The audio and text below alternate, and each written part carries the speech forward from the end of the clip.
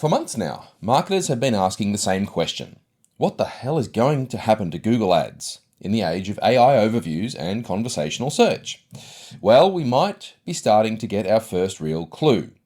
I'm Daniel Martin, and this is One to Deploy, the podcast where we break down one deployable insight in marketing, technology, or strategy every episode. Today's episode, Google is testing a brand new format for ads, and it could completely change how search results look, feel, and ultimately perform. Section 1, the test. Since the 24th of September 2025, digital marketers the world over have started noticing something strange about Google search results.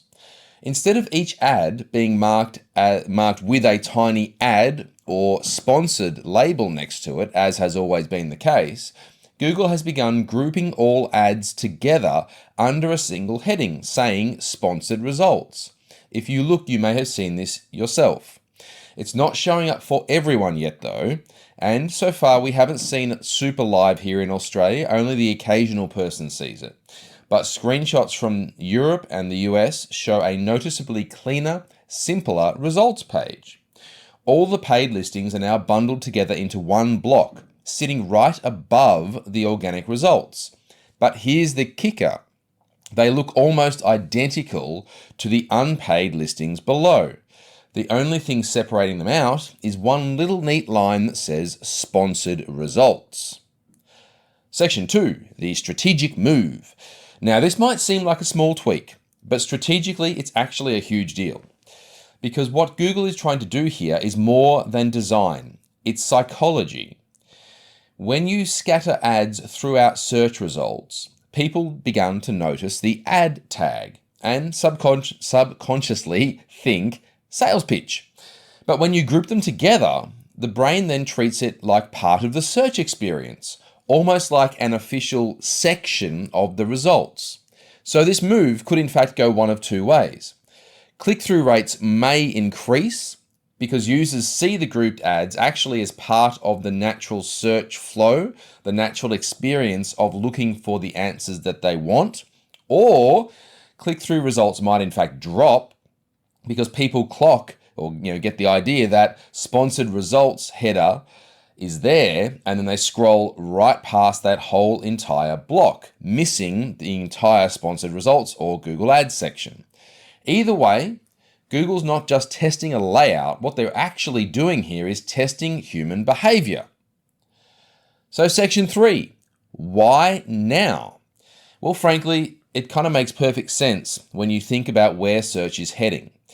With AI overviews, summaries, and now chat-style interactions with things like ChatGPT becoming the new norm, the SERP, or Search Engine Results page, is getting cleaner, simpler, and less cluttered. It basically has to. In that world, having 5 scattered, quote, ad labels, it just doesn't fit in. One single cohesive block that fits that new aesthetic, and it's easier for Google to integrate into AI-driven responses down the track. That makes it much easier for Google to display and for people to disseminate in their head. But there is a trade-off. When you bundle all those ads together, suddenly competition skyrockets. The top 1 or 2 positions suddenly matter a whole lot more than ever.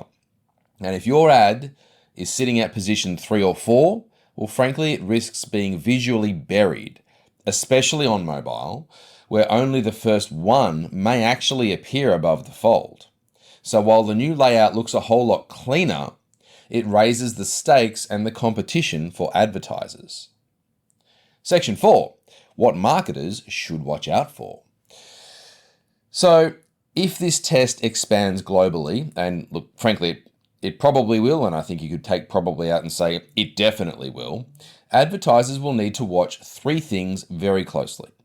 First up, CTR fluctuations or click-through rate fluctuations. Are the grouped ads helping or hurting your engagement? Secondly, ad position performance. Is the gap widening between position 1 and everybody else? It's always been a bit of a challenge with the way it used to work, but now with them grouped together, the gap between being at the top and being somewhere or other else could be huge. And number 3, user behavior. Are people scrolling past the whole entire, quote, sponsored results section faster than ever before or not? We need to keep an eye out for that. So as marketers, you want to be looking at click-through rate fluctuations, ad position performance, and user behavior. Google has really been experimenting like crazy this year. I mean, you've been seeing AI summaries, we've been seeing conversational search, and now this new layout change. So it's clear they are redesigning not only the page, but the entire search experience itself. And make no mistake, Google is not removing ads. They're just reshaping how we see them. So, what does this mean for you? Well, if you're a marketer, it's time to stop thinking of ads as, quote, interruptions and start thinking of them as part of the search narrative. Because the way Google presents them and the way users perceive them, it's evolving fast. This has been One to Deploy.